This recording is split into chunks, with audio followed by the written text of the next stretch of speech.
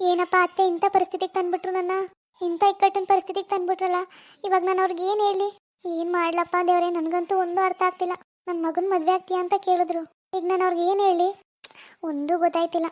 ಅವ್ರ ಮಗನ ಬಗ್ಗೆ ನನಗೇನೂ ಗೊತ್ತಿಲ್ಲ. ನನ್ನ ಜೊತೆ ಮಾತೇ ಆಡಿಲ್ಲ ನಾನು. ಹ್ಞೂ ಅನ್ನೋಕ್ಕೂ ಆಗಲ್ಲ, ಇಲ್ಲ ಅನ್ನೋಕ್ಕೂ ಆಗಲ್ಲ. ಏನಪ್ಪ ಮಾಡಲಿ, ತಲೆ ಕೆಟ್ಟೋಗ್ತಿದೆ. ಹೆಂಗೋ ಆರಾಮಾಗಿ ಖುಷಿ ಖುಷಿಯಿಂದ ಇದ್ದೆ. ಈಗ ಒಳ್ಳೆ ಪೀಕ್ಲಾಟ ಬಂತಲ್ಲ. ಎಷ್ಟು ಆರಾಮಾಗಿ ಓಡಾಡ್ಕೊಂಡಿದ್ದೆ. ಇವಾಗ ಅವ್ರಿಗೆ ಮುಖ ತೋರ್ಸೋಕ್ಕೂ ಆಗ್ತಿಲ್ಲ ಅತ್ತೆಗೆ. ರೂಮ್ ಬಿಟ್ಟು ಆಚೆನೇ ಹೋಗಿಲ್ಲ. ಏನಂತ ಹೇಳಿ, ಇವ್ರ ಮನೆಯವರೆಲ್ಲ ಒಳ್ಳೆಯವರೇ. ನಾನಿಲ್ಲಿ ತುಂಬ ಚೆನ್ನಾಗಿದ್ದೀನಿ. ಅತ್ತೆ ನೋಡಿದ್ರೆ ಸಡನ್ನಾಗಿ ಮದುವೆ ಆಗ್ತೀಯ ಅಂತ ಕೇಳಿದ್ರು. ಇದೆಲ್ಲ ನಿಜನೋ ಕನಸೋ ಒಂದು ಅರ್ಥ ಆಗ್ತಿಲ್ಲ. ನನಗಂತೂ ತುಂಬ ಶಾಕ್ ಆಗ್ಬಿಟ್ಟಿದೆ. ಈಗ ಅವ್ರಿಗೆ ಏನು ಹೇಳಿ, ಅಮ್ಮ ಅವ್ವ ಏನವ ಮಾಡಾನೆ. ನನಗಂತೂ ಅತ್ತೆಗೆ ಏನು ಹೇಳ್ಬೇಕಂತಾನೆ ಗೊತ್ತಾಯ್ತಿಲ್ಲ. ಯಪ್ಪ ಒಳ್ಳೆ ತಲೆನೋವಾಯ್ತು. ಈಗ ಏನು ಮಾಡಲಿ, ನನಗೆ ಮದುವೆ ಆಗೋಕ್ಕೆ ಇಷ್ಟ ಇರಲಿಲ್ಲ. ನನಗೆ ಮದುವೆ ಆಗೋಕ್ಕೆ ಇಷ್ಟ ಇಲ್ಲ. ಯಾಕೆ ಅಂದರೆ ಮದುವೆ ಆಗೋ ಹುಡುಗ ಮನೆಯವರು ಒಳ್ಳೆಯವ್ರು ಆಗಿರ್ತಾರೋ ಇಲ್ವೋ ಅಂತ. ಆದರೆ ಇಲ್ಲಿ ಎಲ್ಲರೂ ಒಳ್ಳೆಯವರಲ್ವಾ, ಎಲ್ಲರೂ ನನ್ನ ತುಂಬ ಚೆನ್ನಾಗಿ ನೋಡ್ಕೊತಾರೆ. ಆದರೆ ಅವ್ರ ಮಗನ ಬಗ್ಗೆನೇ ನನಗೆ ಗೊತ್ತಿಲ್ವಲ್ಲ. ಅಪ್ಪ ಅಮ್ಮ ಮನೆಯವರೆಲ್ಲ ಒಳ್ಳೆಯವರು ಅಂದರೆ ಖಂಡಿತ ಅವರು ಒಳ್ಳೆಯವರು ಆಗಿರ್ತಾರೆ. ಆದರೆ ಅಯ್ಯೋ ದೇವ್ರೆ, ಏನು ಮಾಡಲಿ. ಅತ್ತೆಗೆ ಹ್ಞೂ ಅನ್ಲ ಹ್ಞೂ ಅನ್ಲ. ನನಗೆ 50-50 ಅನ್ನಿಸ್ತೈತೆ. ರೋಜಕ್ಕನೂ ಹೇಳ್ತಿದ್ರು, ಮನೆಯವ್ರೆಲ್ರಿಗೂ ನಾನು ಇಷ್ಟ ಆಗಿದ್ದೀನ, ಎಲ್ಲರೂ ನಾನು ಅಷ್ಟು ಇಷ್ಟಪಟ್ಟವ್ರ, ಯಾಕೆ ನಾನೇನು ಮಾಡಿದ್ದೀನಿ ಅವ್ರಿಗೆ, ಇಲ್ಲ ಯಾರು ಇಲ್ಲ ತಬ್ಲಿ ಅಂತ ಕರುಣೆಗೆ ಹಂಗೆ ಹೇಳ್ತಿದ್ದಾರ. ಒಂದು ಅರ್ಥ ಆಗ್ತಿಲ್ವಲ್ಲ. ಅವ್ವ ಏನು ಮಾಡೋದು ಅಂತ ಗೊತ್ತಾಗ್ತಿಲ್ಲ. ಈ ಮದುವೆಗೆ ಒಪ್ಕೊಂಡ್ಬಿಡ್ಲಾ. ಅತ್ತೆ ಮಾವ ಅಕ್ಕ ಈ ಮನೆಯವ್ರೆಲ್ಲರೂ ಒಳ್ಳೆಯವರು. ಎಲ್ಲರೂ ನನ್ನನ್ನು ಅಷ್ಟು ಚೆನ್ನಾಗಿ ನೋಡ್ಕೋತಾರೆ.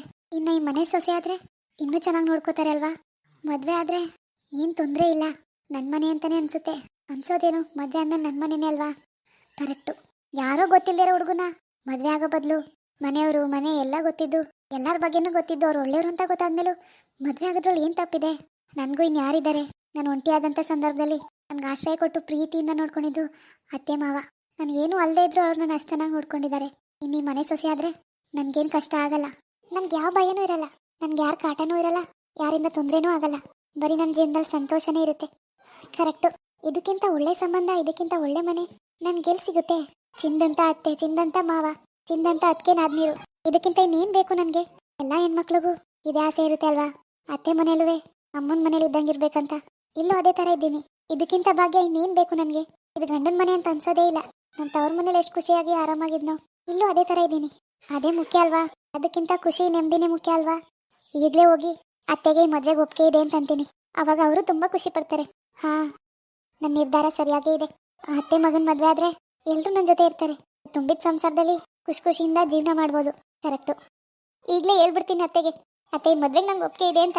ಅವರು ತುಂಬ ಖುಷಿ ಪಡ್ತಾರೆ. ಈ ಮನೆಗೆ ದುಃಖ ನೋವು ಅನ್ನೋದು ಸುಳಿಲೇಬಾರ್ದು. ನನಗೂ ಅಷ್ಟೇ. ನಾನು ಆರಾಮಾಗಿ ಖುಷಿ ಖುಷಿಯಿಂದ ಇರ್ಬೋದು. ಈಗಲೇ ಹೋಗಿ ಅತ್ತೆಗೆ ಹೇಳ್ತೀನಿ. ಅವರಂತೂ ತುಂಬಾನೇ ಖುಷಿ ಪಡ್ತಾರೆ, ನನಗಿಂತ ಖುಷಿ ಪಡ್ತಾರೆ. ರೋಜಾ, ನಾವು ಕವಿತಂಗಂಗೆ ಕೇಳ್ಬಾರ್ದಿತ್ತೇನೋ.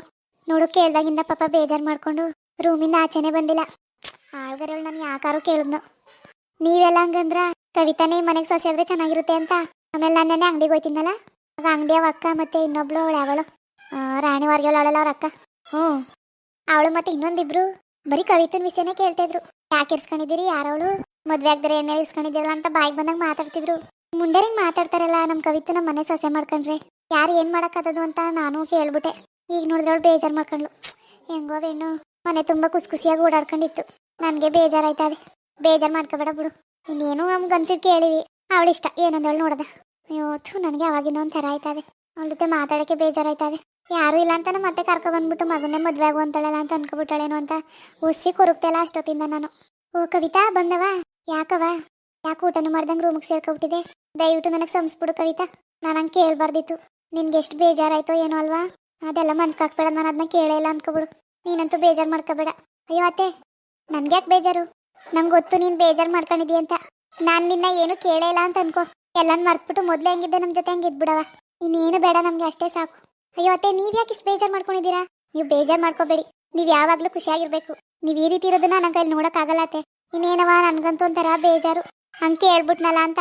ಪರವಾಗಿಲ್ಲ ಅತ್ತೆ, ನಿಮ್ಗೆ ಅನ್ಸದನ್ನ ನೀವು ಹೇಳಿದ್ದೀರಾ, ಅದನ್ನ ತಪ್ಪು ಅನ್ನೋಕ್ಕಾಗುತ್ತಾ? ಸಾರಿ ಕವಿತಾ, ಬೇಜಾರು ಮಾಡ್ಕೋಬೇಡ, ನಾನು ಹಂಗೆ ಹೇಳ್ಬಿಟ್ಟೆ. ಅಯ್ಯೋ ಯಾಕೆ ನೀವಿಬ್ರು ಸಾರಿ ಕೇಳ್ತಿದ್ದೀರಾ? ನಾನು ಈ ಮನೆ ಸೊಸೆ ಹಾಕೋದು ನಿಮ್ಗೆ ಇಷ್ಟ ಇಲ್ವಾ? ಏನವ ಹಂಗಂದ್ರೆ ನಾನು ನಿಮ್ಮ ಮಗನ ಮದುವೆ ಆಗೋಕ್ಕೆ ಒಪ್ಕೊಂಡಿದ್ದೀನಿ ಅತ್ತೆ. ಏನು ಹೇಳ್ತಿದ್ದಿ ಕವಿತಾ? ಕವಿತಾ ನಿಜನಾ? ಹೌದು ಅಕ್ಕ, ನಿಮ್ಗಿಂತ ಒಳ್ಳೆ ಫ್ಯಾಮಿಲಿ ಎಲ್ಲಿ ಸಿಗುತ್ತೆ ನನಗೆ. ಇದಕ್ಕಿಂತ ಒಳ್ಳೆ ಫ್ಯಾಮಿಲಿ ಬೇಕಾ? ಒಳ್ಳೆ ಅತ್ತೆ ಮಾವ ಅತ್ತಿಗೆ ನಾದ್ನೀರು ನೀವೆಲ್ಲರೂ ಎಷ್ಟು ಒಳ್ಳೆಯವರು, ನನ್ನ ಎಷ್ಟು ಚೆನ್ನಾಗಿ ನೋಡ್ಕೋತೀರಾ. ಇದಕ್ಕಿಂತ ಇನ್ನೇನು ಬೇಕತ್ತೆ? ಅಯ್ಯೋ ಅವ್ವ, ನಾವೇನಾರು ಅನ್ಕೋತೀವಿ ಅನ್ನೋ ಕಾರಣಕ್ಕೆ ಅನ್ಬೇಡ. ನಿಜವಾಗ್ಲೂ ನಿನ್ಗೆ ಇಷ್ಟ ಇದ್ರೆ ಮಾತ್ರ ಒಪ್ಕೋ, ಇಲ್ಲಾಂದ್ರೆ ನಾವು ಬಲವಂತ ಮಾಡಕ್ಕಿಲ್ಲ. ಇಲ್ಲ ಅತ್ತೆ, ನಾನು ತುಂಬಾ ಯೋಚನೆ ಮಾಡಿನೇ ಈ ನಿರ್ಧಾರಕ್ಕೆ ಬಂದಿದ್ದೀನಿ. ಮನಸ್ಫೂರ್ತಿಯಾಗಿ ಒಪ್ಕೊಂಡಿದ್ದೀನಿ. ನನಗೇನು ಒಪ್ಪಿಗೆ ಇದೆ, ಆದ್ರೆ ನಿಮ್ಮ ಮಗನಿಗೆ ಒಪ್ಪಿಗೆ ಆಗ್ಬೇಕಲ್ಲ. ಅಯ್ಯೋ ಅವನ ವಿಷಯ ಬಿಡು, ನೀನು ಒಪ್ಕೊಂಡಿಯಲ್ಲ, ನಿನಗೆ ಒಪ್ಪಿಗೆ ತಾನೆ? ಹೌದು ಅತ್ತೆ. ಅಷ್ಟು ಸಾಕು ಬಿಡು. ನನಗಂತೂ ಎಷ್ಟು ಖುಷಿ ಆಯ್ತದೆ ಅಂದ್ರೆ ಹೇಳಕ್ಕೆ ಆಯ್ತಲ್ಲ, ಅಷ್ಟು ಖುಷಿ ಆಯ್ತದ ನನಗೆ. ನನ್ನ ಮಗನ ಚಿಂತೆ ಬಿಡು, ನೀನು ಒಪ್ಕೊಂಡಿಯಲ್ಲ ಅಷ್ಟೇ ಸಾಕು. ಅವನ್ನ ನಾನು ಒಪ್ಪಿಸ್ತೀನಿ. ನನ್ನ ಮಾತು ಮೀರೋನಲ್ಲ ಅವನು. ನಾನು ಹೆಂಗೆ ಹೇಳ್ತೀನಿ ಹಂಗೆ ಕೇಳ್ತಾನೆ. ಅದರಲ್ಲೂ ನಿನ್ನಂತ ಒಳ್ಳೆ ಹುಡುಗಿ, ಅಷ್ಟು ಸುಂದರವಾಗಿರೋ ಹುಡುಗಿ, ನಿನ್ಗಿಂತ ಹುಡುಗಿ ಬೇಕಾ ಅವನಿಗೆ? ಅವನು ಕಣ್ಣು ಮುಚ್ಕೊಂಡು ಒಪ್ಕೋತಾನೆ. ಅವನ ಬಗ್ಗೆ ನೀನು ಯೋಚನೆ ಮಾಡಬೇಡ. ನೀವಿಬ್ರು ಆರಾಮಾಗಿ ಮಾತಾಡ್ಕೊಳ್ಳಿ, ಒಬ್ರನ್ನೊಬ್ರು ಅರ್ಥ ಮಾಡ್ಕೊಳ್ಳಿ. ನಿಮ್ಮಿಬ್ರದ್ದು ಶಿವ ಪಾರ್ವತಿ ಹೆಂಗೆ ಒಳ್ಳೆ ಜೋಡಿ. ನಿಮ್ಗಿಂತ ಹೆಚ್ಚಾಗಿ ನನಗೆ ಖುಷಿ ಆಯ್ತದೆ. ಈ ಖುಷಿನ ಹೆಂಗ್ ಆಚರಿಸ್ಬೇಕಂತಾನೆ ಗೊತ್ತಾಯ್ತಿಲ್ಲ. ನಿಮ್ಮ ಮಾವ ಬರ್ಲಿ, ನಿಮ್ಮ ಮಾವನೇ ತುಂಬಾ ಖುಷಿ ಪಡ್ತದೆ. ಎಂತ ಸಿಹಿ ಸುದ್ದಿ ಹೇಳ್ದೆ. ನಿಮಗೆ ಮಾತ್ರ ಅಲ್ಲ ಅತ್ತೆ, ಈ ಮನೆ ಸೊಸೆ ಆಗಕ್ಕೆ ನಾನು ಪುಣ್ಯ ಮಾಡಿದೆ. ನನಗೂ ತುಂಬಾ ಖುಷಿ ಇದೆ. ಆದ್ರೆ ನಿಮ್ಮ ಮಗನ್ಗೆ ಇಷ್ಟನೋ ಇಲ್ವೋ ಅದನ್ನ ತಿಳ್ಕೊಬೇಕಲ್ವಾ? ಇವತ್ತೇ ಫೋನ್ ಮಾಡಿ ಕರಿತೀನಿ ಇರೋ ಅನ್ನ. ಮೊದಲು ಅವ್ರನ್ನೂ ಒಂದು ಮಾತು ಕೇಳಿ ಆಮೇಲೆ ನೋಡೋಣ. ಸರಿ ಕಣವ, ಆಯ್ತು. ಇವತ್ತು ಖುಷಿಗೆ ಮನೇಲೇನಾದ್ರು ಸಿಹಿ ಮಾಡಬೇಕು. ಇಷ್ಟು ಖುಷಿ ಆಯ್ತದ ನನಗೆ. ಸರಿ ಅತ್ತೆ. ಅಮ್ಮ ಹೆಂಗೋ ಒಪ್ಕೊಂಡಲ್ಲಮ್ಮ, ನಾನು ಒಪ್ಕೊಳ್ಳಲ್ಲ ಅನ್ಕೊಂಡೆ. ನನಗೂ ತುಂಬಾ ಖುಷಿ ಆಯ್ತು. ಆದಷ್ಟು ಬೇಗ ಇವರಿಬ್ರಿಗೂ ಮದುವೆ ಮಾಡ್ಬಿಡ್ಬೇಕು. ಆಗ ಅವನು ಇಲ್ಲೇ ಬಂದು ಇಟ್ಕೊಂಡು ಯಾವ್ದಾರು ಕೆಲಸ ಮಾಡೋನ್ಬೇಕು. ಕಣವ, ನನಗೂ ಅದೇ ಆಸೆ. ಅವನಿಗೆ ಫೋನ್ ಮಾಡ್ತೀನಿ ಇರು. ಅವನಿನಾರು ಬೇಡ ಅಂದ್ಬಿಟ್ರೆ? ಯಾಕೆ ಬೇಡ ಅಂದನು? ಇಂಥ ಚಿಂದಂತ ಹುಡುಗಿ ಎಲ್ಲಿ ಹುಡುಕಿದ್ರು ಸಿಗಕ್ಕಿಲ್ಲ ಅವನಿಗೆ. ಇನ್ನೇನು ಎಂತೆಂತವ ಕಾಂಜಿ ಪಿಂಜಿ ಕಟ್ಕೊಂಡ್ ಬಂದ್ಬಿಟ್ಟು ಮನೆ ಹಾಳು ಮಾಡ್ಕೊಂಡು ನೆಮ್ಮದಿ ಎಲ್ಲ ಹಾಳು ಮಾಡ್ಕೋಬೇಕಾ? ಸುಮ್ನಿರು. ಕವಿತಾನೇ ಈ ಮನೆಗೆ ಸರಿಯಾದ ಸೊಸೆ, ಅವಳೇ ಮದುವೆ ಮಾಡ್ಕೋಬೇಕಂತೆ. ಅವನಿಗೆ ಅರ್ಥ ಆಯ್ತದೆ. ಇವಳು ಗುಣ ಮನ ನೋಡಿ ಅವನು ಇಷ್ಟಪಡ್ತಾನೆ ಕಂತೆ. ತಲೆ ಕೆಡಿಸ್ಕೊಬೇಡ ನೀನು. ಫೋನ್ ತರಗೂ ಫೋನ್ ಮಾಡ್ತೀನಿ.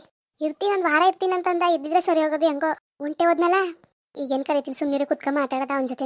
ಅವನು ಒಪ್ಕೊಬಿಟ್ರೆ ಆದಷ್ಟು ಬೇಗ ಹೆಂಗೋ ಸಿಂಪಲ್ ಆಗಿ ಮದ್ವೆನೂ ಮಾಡ್ಕೊಬಿಡದ. ಆಗ ಯಾರು ಏನೂ ಮಾತಾಡಕ್ಕಿಲ್ಲ. ಹ್ಞೂ ಕಣಮ್ಮ. ತರಗು ಫೋನ್ ಮಾಡ್ತೀನಿ ಸತೀಶಂಗೆ. ಹಾಯ್ ಫ್ರೆಂಡ್ಸ್, ಎಲ್ಲರೂ ಹೆಂಗಿದ್ದೀರಾ? ನೋಡಿ, ಕವಿತಾ ಒಪ್ಕೊಳ್ಳಲ್ಲ ಅನ್ಕೊಂಡೆ.